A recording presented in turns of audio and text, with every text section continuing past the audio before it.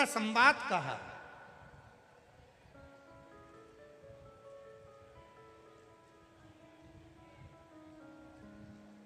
बहुत समय तक दुखी ना रहे।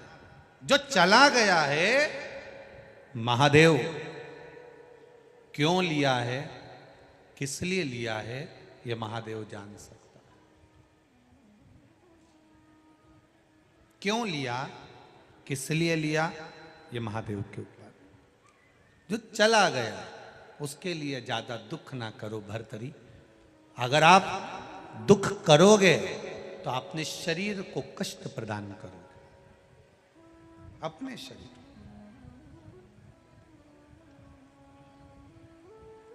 बहुत बीमारियां चल रही है, बहुत बीमारी है।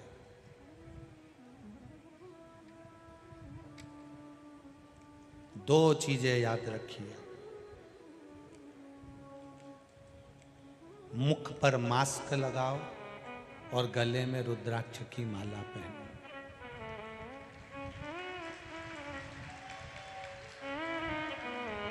बहुत बीमारियां चल रही है, दो चीजों का ध्यान रखो। मुख पर मास्क लगाओ, गले में तुलसी या रुद्राक्ष की माला पहनो।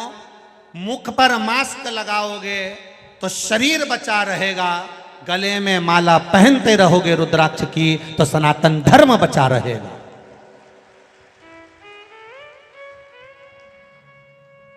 मास्क लगाने से शरीर बचता है, गले में रुद्राक्ष पहनने से विरोधियों के भी आंखें नब जाती है, हमारा राष्ट्र आगे बढ़ता है। मुख पर मास्क हो और गले में रुद्राक्ष या तुलसी की माला हो। मास्क शरीर को बचा लेगा, एक रुद्राक्ष का मन का, एक रुद्राक्ष, एक तुलसी का मन का हमारे राष्ट्र को बचाएगा, सनातन धर्म को बचाएगा, हमारे धर्म को बचाएगा। पहचान हो जाती है। ट्रेन में सफर करो, ट्रेन में सफर करते करते पहचान हो जाएगी, गले में रुद्राक्ष पड़ा है। एक रुद्राक्ष तुम्हारे गले में पड़ा है तो लोग कह देंगे क्यों शंकर जी का उपासना करती हो, सीहोर वाले महाराज ने कहा था इसलिए रुद्राक्ष धारण करा है। सीहोर का है, उज्जैन का है, काशी का है, कोई ना कोई तुम्हारे रुद्राक्ष को देखकर बोल देगा। तुलसी की माला पड़ी है, कोई देखकर बोल देगा। गले में सोने की चेन पड़ी रहेगी, कोई नहीं बोलेगा। हार पड़ा रहेगा, कोई नहीं बोलेगा। हीरे की नेकलेस पड़ी रहेगी, कोई नहीं बोलेगा। पर जिस दिन तुमने माथे पर तिलक लगाया, त्रिपुंड लगाया, तो कोई भी कह देगा ये उज्जैन से आई है, ये महाकाल की नगरी से आई है। केवल त्रिपुंड देखकर पहचाना जाता है, रुद्राक्ष देखकर पहचाना जाता है। तो दो चीजें अपनी चित्त वृत्ति में उतार कर रखना। बहुत बीमारियां चल रही है, शरीर को बीमार करने की भी बीमारी हो रही है और सनातन धर्म को भी बर्बाद करने की बीमारी हो रही है। बहुत दीमक लगे हुए हैं, जैसे कोरोना छूने से हो जाता है वैसे ही ये विधर्मी भी धीरे धीरे धीरे धीरे कोरोना जैसे प्रवेश करते जा रहे हैं। इसलिए मुंह पर मास्क, गले में रुद्राक्ष की माला सनातन धर्म को और शरीर को बचा लेगी, ये निश्चित है। जाओ शिव के मंदिर, शंकर की चौखट पर, शिव की आराधना में, शिव के गुणगान में।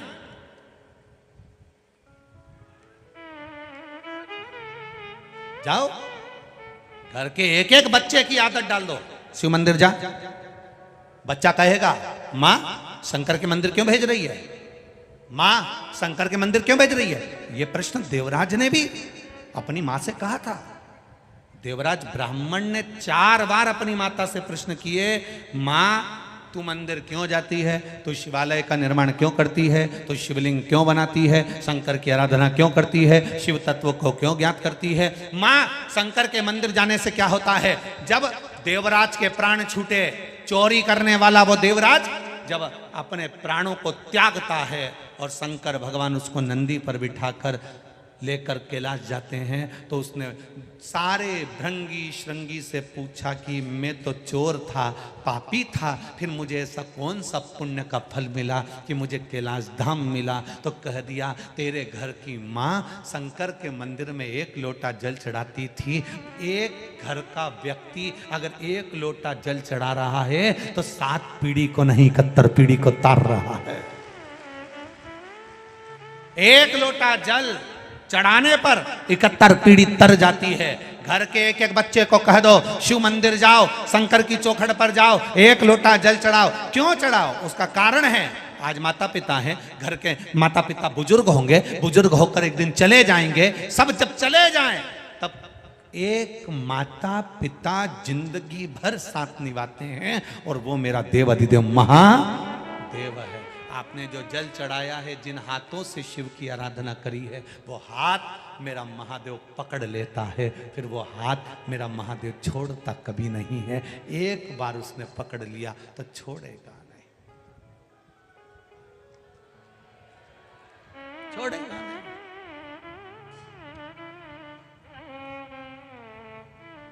सारी समस्या का हल होना चाहिए। और आप भी 50 बार लोगों से कह सकते हो, एक लोटा जल चढ़ाओ, शिव जी का आराधना करो, शंकर का भजन करो, शिव स्तुति करो, शंकर का गुणगान करो। इन पत्रों में एक बेटी ने पत्र लिखा। उस बेटी ने पत्र में लिखा कि मैंने नौकरी के लिए इतने साल से परेशान थी, इतना करा इतना करा इतना करा, आखिरी में मैं क्या वर्णन करूं गुरुदेव। बाबा की कृपा से शैलेंद्र कुमार कुशवाहा, श्री बदाम सिंह कुशवाहा, ग्राम शंकरपुर, कटाफोरी, जिला फिरोजाबाद, उत्तर प्रदेश से आए। कहीं बैठे हो तो हाथ हिलाइएगा, कहीं बैठे हो तो हाथ हिलाइएगा, जहां कहीं भी बैठे हो। बाबा की कृपा का क्या वर्णन करूं। मेरा मोबाइल नंबर यह है गुरुदेव। मेरी धर्मपत्नी विनीता कुशवाहा जो पिछले 6 वर्ष से एग्जाम दे रही थी, पर हर बार गुरुजी वो 1-2 नंबर से रह जाती थी। प्रयास किया, कोई सफलता नहीं हाथ लगी। गुरुजी हमारे रिश्तेदारों ने कहा था टीवी पर शिव महापुराण की कथा आती है, वो आप सुनो। और शिव पुराण में कभी कभी, वो रोज तो नहीं बोलते, पर कभी कभी ऐसा बता देते हैं, उसको करना जरूर। पशुपतिनाथ का व्रत का वर्णन आपने एक कथा में कह दिया, हमारी पत्नी ने और हमने करना प्रारंभ करा। गुरुजी 3रा सोमवार था और उसी सोमवार को रिजल्ट आना था। बाबा की कृपा ऐसी हुई,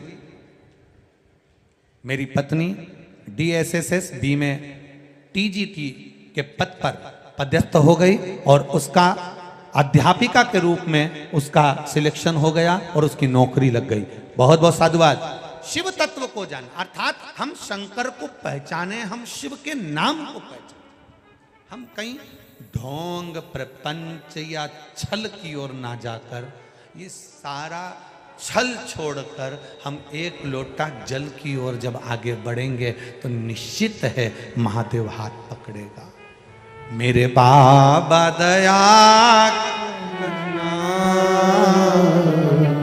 मैं तेरे भरोसे हूँ, ना घर के भरोसे हूँ, ना परिवार के भरोसे हूँ, ना घर के भरोसे हूँ, ना परिवार के भरोसे हूँ। मेरे बाबा दया करना,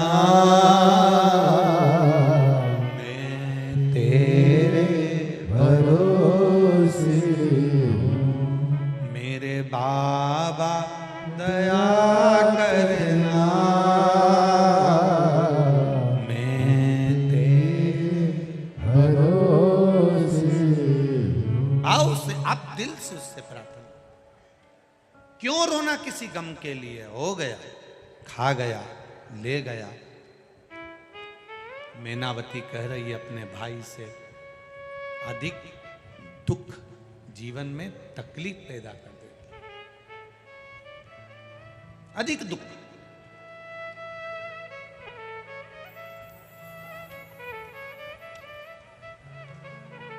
करो भजन, करो स्मरण, फल देगा। भर्तरी मां की गोद से उठा। राजा भर्तरी जब माता की गोद से उठे और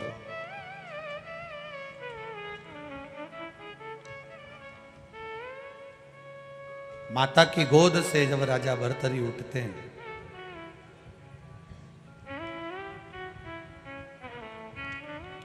बैठे, बहन ने अपने भाई राजा भर्तरी से कहा, भैया सुनो,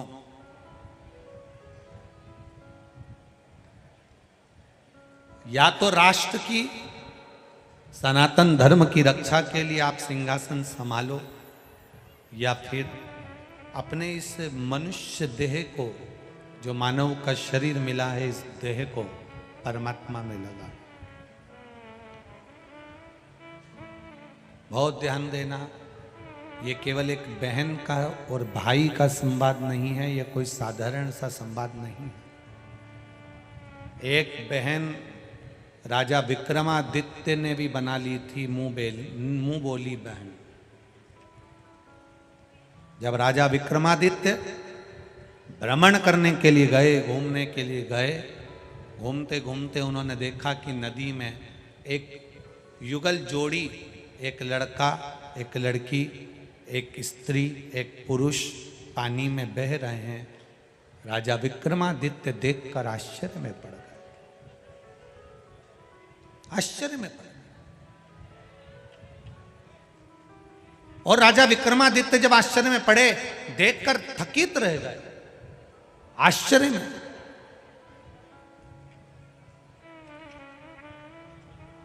थकित।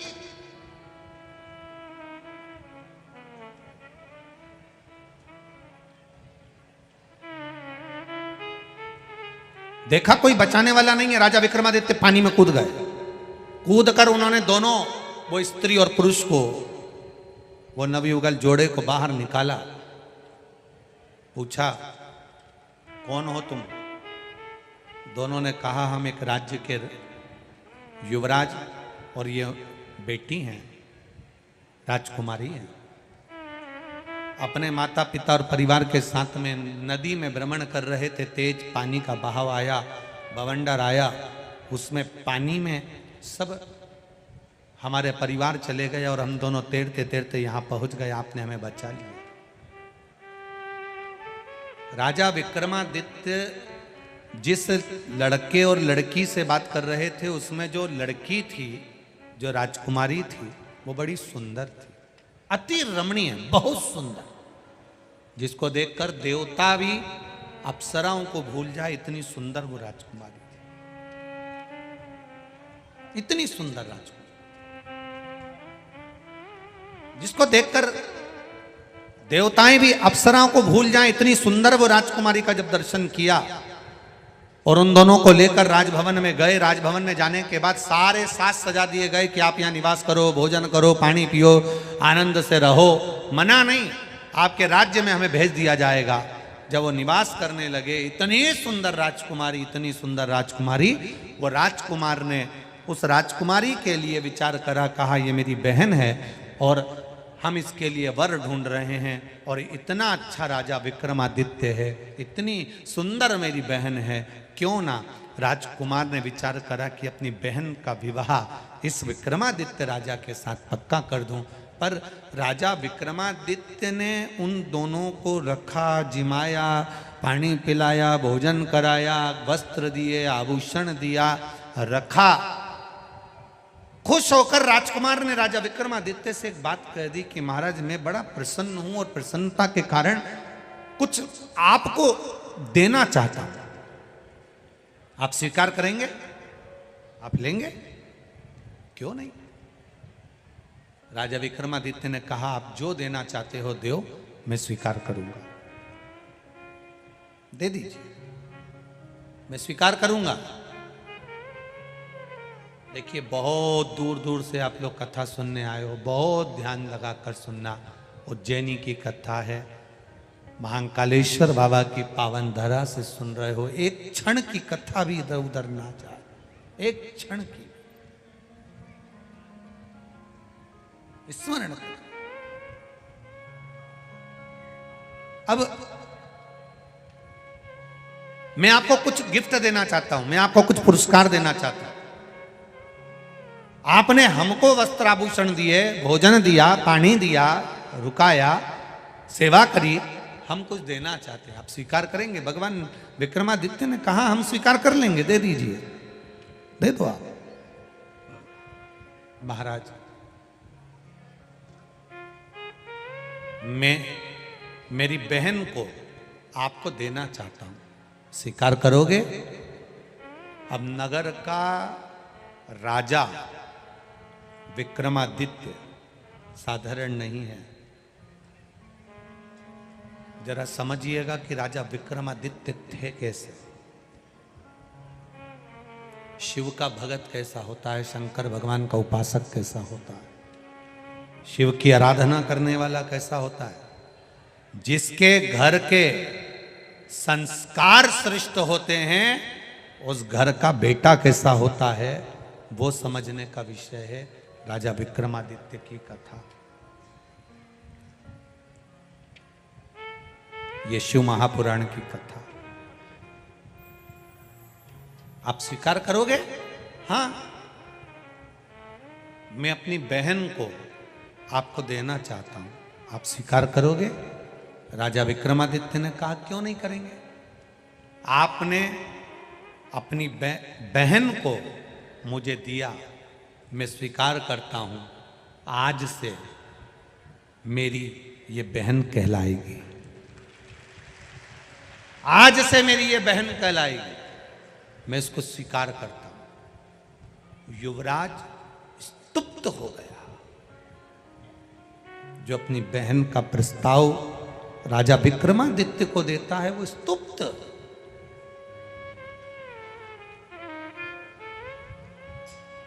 विचार करना जरा, राजा विक्रमादित्य के शब्द को सुनिएगा और अपनी जिंदगी में उतारिएगा। युवराज कहता है मैंने अपनी बहन आपको दी और आपने उसको बहन बना लिया। राजा विक्रमादित्य कहते हैं सुनो, ए युवराज, एक शब्द याद रखना, जिसको पानी पिलाओ, जिसको भोजन कराओ, जिसको वस्त्र दिलाओ, जिसको आभूषण दिलाओ, जिसको तुम अपने घर में पनाह दो, जिसको तुम किसी भी रूप में कृपा करो, करुणा करो, दया करो,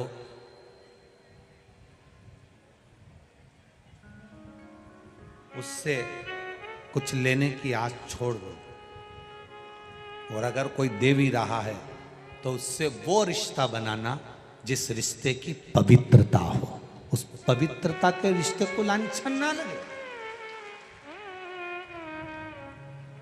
एक व्यक्ति अगर एक बहुत विचित्र बात करें, शायद दुनिया के लोगों को ये बात बुरी लग जाए, और वैसे भी सियोर वाला महाराज बुरा है, लग जाए तो लग जाए, पर सुन लो तुम तो, चाहे दुनिया के लोगों को यह बात बुरी लग जाए, और लग सकती है, कईयों को लगेगी ये बात बुरी और लग जाए।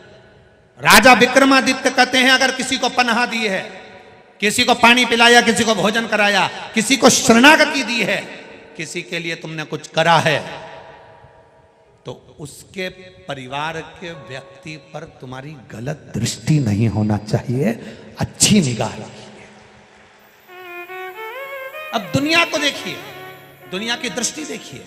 अगर एक व्यक्ति किसी को उधार पैसा दे देता है, एक व्यक्ति किसी पर करुणा कर देता है, एक व्यक्ति किसी को नौकरी दिला देता है, एक व्यक्ति किसी को अगर थोड़ा सा भी काम कर देता है, तो उससे यह आशा लगता है कि इसके घर में बहन है, इसके घर में बेटी है, इसके घर में संपदा है, इसके घर में बेबहू है, इसके घर में बच्चे हैं, इसके घर में ऐसा है, कुछ लेने की आशा उसकी बढ़ जाती है।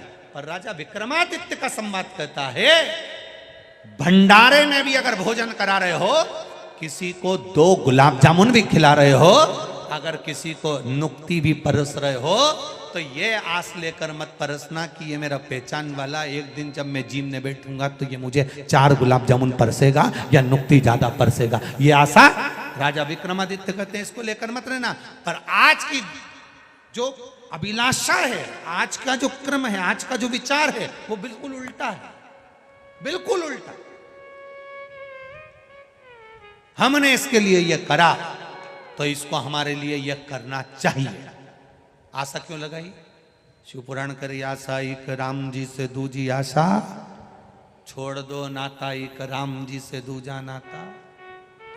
साधु संगे राम रंगे अंग अंग, रंगी और जाई विधि राखे राम, ताई विधि रही। क्यों कहा?